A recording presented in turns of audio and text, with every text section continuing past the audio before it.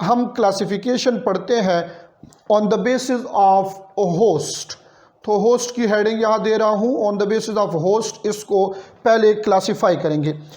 On the basis of host हमारे पास viruses, यहाँ 3 different viruses हैं। जिस वायरस जिस होस्ट पे अटैक करता है, तो उसकी बात अगर हम करें, सबसे पहले आपने देखना है वो वायरस जो बैक्टीरिया पे अटैक करता है उसको बैक्टीरियोफेज कहेंगे। ठीक है, बैक्टीरियोफेज उसको कहेंगे। और ये जो बैक्टीरियोफेज है इसका जीनोम ज़्यादातर मोस्टली ये डीएनए वाला वायरस होगा।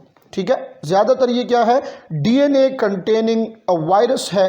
और ये ऐसा वायरस है जिसमें आपको हेड और टेल मिलेगा, बट इसके हेड के लिए आप ये याद कर लें कि पॉलीहेड्रल हेड है इसका। ये बेटा आप इस चैप्टर को बहुत इजी ले लेते हैं और इसमें बहुत सारे ऐसे थ्योरी में पॉइंट छुपे हुए हैं जो आपको बाद में कंफ्यूज करेंगे। तो ये देखें, वो वायरस जो बैक्टीरिया पे अटैक करता है वो बैक्टीरियोफेज है। बैक्टीरियोफेज का जीनोम ज़्यादातर क्या होगा, डीएनए होगा। और ये पॉलीहेड्रल, ये इसका हेड रीजन है। क्लियर हो गई ये बात। और इसका एक टेल भी होता है। The second virus on the basis, second class of virus on the basis of host, ये अटैक करता है प्लांट के ऊपर। So this is called, they are called plant viruses. Plant viruses इनको कहा जाता है जो प्लांट पे अटैक करते हैं। अब गौर से देखिए मेरी तरफ, इसमें बेस्ट एग्जांपल आपके पास टीएमवी है। तो अगर आपसे पूछे जाए कि टीएमवी में कौन सा जीनोम है, तो ये आरएनए होता है। ठीक है ना, टीएमवी हमारे पास आरएनए कंटेनिंग वायरस है और इसमें रॉड शेप कैप्सिड जो है ज़्यादातर प्लांट वायरसेस में होता है। पोटैटो येलो ड्वार्फ वायरस, ये इसकी एग्जांपल है। हमारे पास डिफरेंट प्लांट वायरस है ये। नंबर 3, एक वायरस ऐसा है जो एनिमल्स पे अटैक करता है, तो ये एनिमल वायरस है। The very most important one according to MCQs NMD के पॉइंट ऑफ व्यू, क्योंकि इस पैराग्राफ में पेज नंबर 106 पे बहुत सारे पॉइंट्स हैं जिससे MCQs आ सकते हैं। इनको ज़रा अलग करके आपके सामने रख रहा हूँ। First important point, animal viruses जो है ये पैरासिटिक इन नेचर है। ये क्या है, ये पैरासाइट्स हैं, ज़्यादातर एनिमल्स के स्पेशली ह्यूमन बींग्स के ऊपर कुछ अटैक करते हैं, ये पैरासिटिक है। अब कुछ वायरसेस के नेम लिखे हैं और उसके डिजीजेस लिखे हैं। तो ये आपने एनिमल वायरसेस में ये वो याद करने के पॉइंट्स हैं। पहला पॉइंट जो आपकी बुक में है, फेडरल की बुक में, वो है रोज सार्कोमा। रोज सार्कोमा ये वायरस है। पहले मैं डिफरेंट वायरसेस लिख लेता हूँ, उसके बाद ये भी लिखेंगे कि ये कौन सा डिजीज काज करता है एनिमल्स में। The second one is called papovavirus. Papovavirus भी एक एनिमल वायरस की एग्जाम्पल है। The third virus is called pox virus, ये भी एनिमल वायरस की एग्जाम्पल है। द फिफ्थ वायरस जो इधर आपके बुक में है ये है पिकोर्नो वायरस। पिकोर्नो वायरस ये भी आपके फेडरल की बुक में लिखा हुआ है। एंड एक और वायरस जो आपकी बुक में एग्जाम्पल है वो है पैरामेक्सो वायरस। अब मेरी बात गौर से सुने, ये नाम मैंने क्यों लिखे हैं। बाज़ औक़ात आप एक चीज़ की तरफ ध्यान नहीं देते और इससे MCQ आ जाता है। यहाँ क्लियर कट लिखा हुआ है कि ये एनिमल वायरसेस की एग्जांपल है। तो इस पॉइंट से, इस पैराग्राफ से 2 तरह के MCQs आ सकते हैं। एक MCQ ये आ सकता है, for example pox virus is the example of plant animal bacteria, तो आप कहेंगे एनिमल, ये सारे एनिमल वायरसेस है। अच्छा, इसके अलावा और भी है, फ्लू वायरस भी एनिमल है, HIV भी एनिमल है, हेपेटाइटिस भी एनिमल है, पोलियो भी एनिमल है। बहुत सारे वायरसेस जो आपके डिफरेंट बुक्स में यहाँ है, तीनों बुक्स में, ये सारे एनिमल्स के ऊपर अटैक करते हैं। एनिमल इनका होस्ट है, बट ये वो वायरसेस है जिनकी हेडिंग नहीं है और पैराग्राफ के अंदर है, इसलिए इसको मैंने अलग किया है। अब आते हैं, एक MCQ ये भी आ सकता है कि ये कौन से डिजीजेस काज करते हैं। तो रोज सार्कोमा जो है ये काज करता है कैंसर इन डिफरेंट एनिमल्स। ठीक है, सेकंड वन जो पेपो वायरस है हमारे पास, ये काज करता है वार्ट्स इन एनिमल। जो पॉक्सी वायरस है, ये आसान सी एग्जांपल इसके नाम से पता चल रहा है, ये स्मॉल पॉक्स काज करता है, पॉक्सी वायरस। फिर पिकॉर्नो वायरस जो है, इसमें आपके पास एक आ जाता है पोलियो वायरस, पोलियो काज करता है, और एक आ जाता है हेपेटाइटिस ए काज करने वाला वायरस। ठीक है, पैरामेक्सी वायरस जो है, ये दो डिफरेंट डिजीजेस यहाँ पे लिखे हुए हैं, एक है मम्प्स और दूसरा है हमारे पास मीजल्स। ये वायरसेस हैं, एनिमल वायरसेस, जो डिफरेंट डिजीजेस काज करते हैं। अब ये वो पॉइंट्स हैं जो आप अक्सर इग्नोर करते हैं, क्योंकि ये तीनों बुक्स में तो नहीं है, फेडरल की बुक में, तो इसको आपने स्टडी करना है। ये हुआ classification of viruses on the basis of their host. अब जो सेकंड हम पढ़ रहे हैं वो है on the basis of their structure. Structure के बेस पे हमारे पास क्या होंगे। अच्छा, एक शेप है, एक स्ट्रक्चर है, तो मैं यहां लिखूंगा स्ट्रक्चर एंड शेप दोनों के बेस पे कर लेते हैं। रीजन इज दैट कि स्ट्रक्चर के बेस पे फेडरल की बुक में है और शेप के बेस पे केपी की बुक में है। पहले स्ट्रक्चर की तरफ आते हैं। स्ट्रक्चर में एक वायरस आपको मिलेगा हेलिकल कैप्सिड वाला, ये कैप्सूल के बेस पे है ज़्यादातर।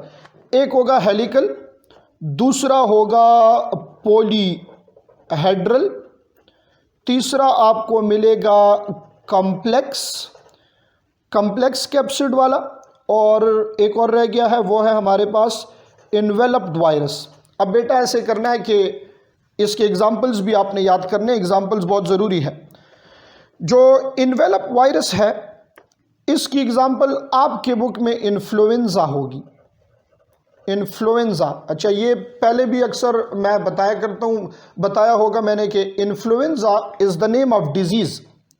Influenza is the name of disease. Flu जो है, फ्लू ये वायरस है, तो इन्फ्लुएंजा वायरस इसको हम अक्सर कहते हैं बिकॉज इट काज इन्फ्लुएंजा।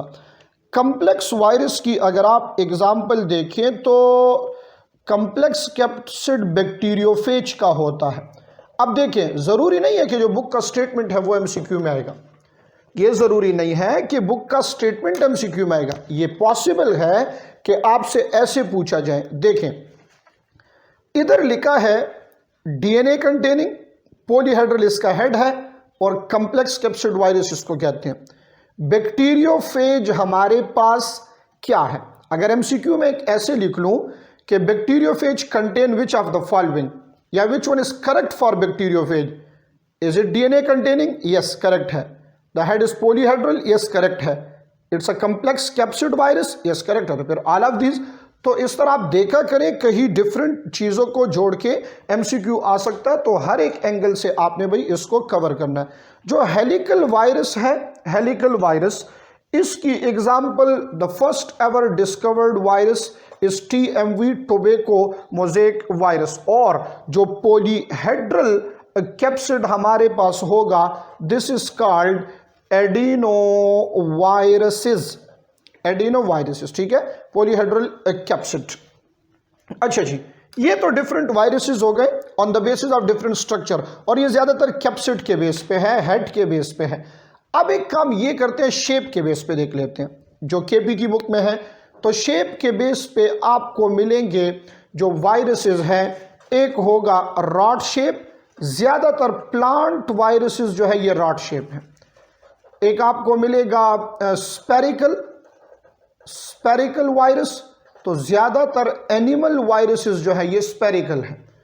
एक आपको मिलेगा टेडपोल, तो बैक्टीरियोफेज जो है ये हमारे पास क्या है, ये टेडपोल है। तो दोनों चीजें आ गई हैं, इन दोनों को याद करना है कि शेप के बेस पे भी है और स्ट्रक्चर के बेस पे भी है। एक हम क्लासिफिकेशन और करेंगे which is on the basis of genome. अब जीनोम के बेस पे बेटा हमारे पास वायरसेस के यहाँ तकरीबन 6 डिफरेंट टाइप के वायरसेस हैं। अब बिल्कुल गौर से तवज्जो से आपने देखना है कौन कौन से वायरसेस हो सकते हैं। पहले बात कर लेते हैं डीएनए वाले की। तो सम वायरसेस, बिल्कुल गौर से स्क्रीन की तरफ देखें, डबल स्ट्रैंडेड डीएनए वायरस। अगर इसके कैप्सूल के अंदर, हेड के अंदर डबल स्ट्रैंडेड डीएनए है। इसकी बेस्ट एग्जांपल हमारे पास क्या है? स्मॉल पॉक्स एक ऐसा वायरस है जिसका genomic organization double stranded DNA है।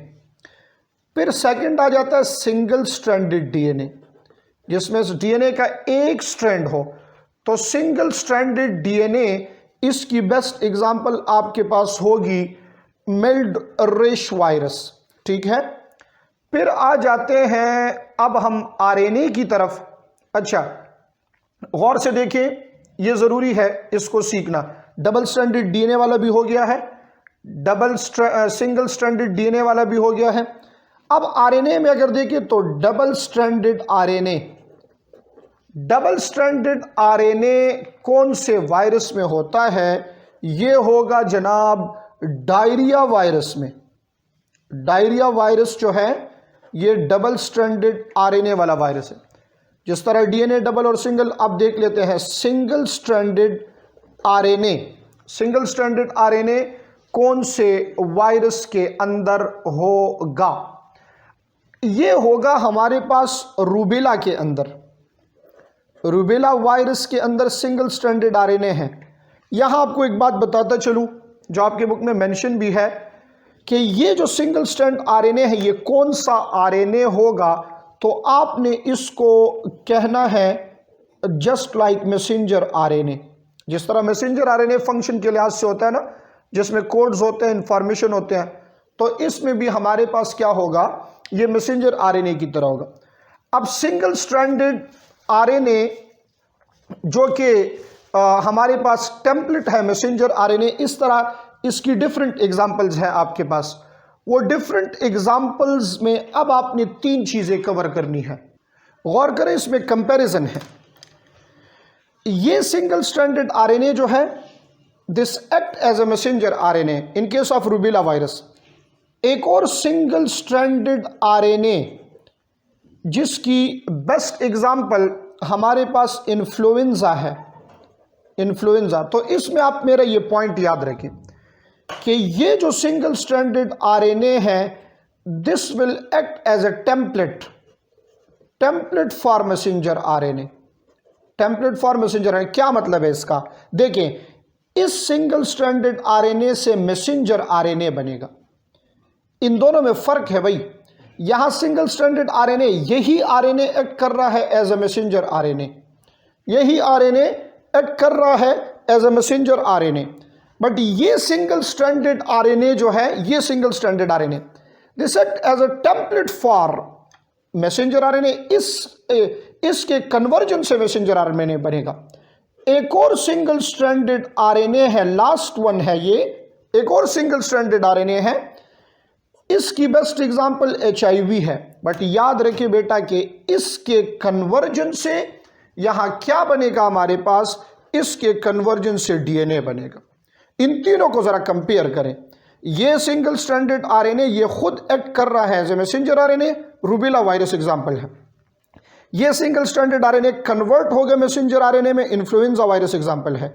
ये सिंगल स्ट्रैंडेड आरएनए डीएनए में कन्वर्ट होगा, HIV इसकी बेस्ट एग्जांपल है, जो कि होता है हमारे पास on the basis of reverse transcriptase enzyme. ये डिफरेंट आपके पास क्लासिफिकेशन हुई on the basis of genome. अब आपने एक काम और करना है। एक साइंटिस्ट ने, जो नोबेल प्राइज विनर साइंटिस्ट है, उसने क्लासिफिकेशन की है on the basis of replication and on the basis of genome. आप बेटा उसका नाम याद कर ले।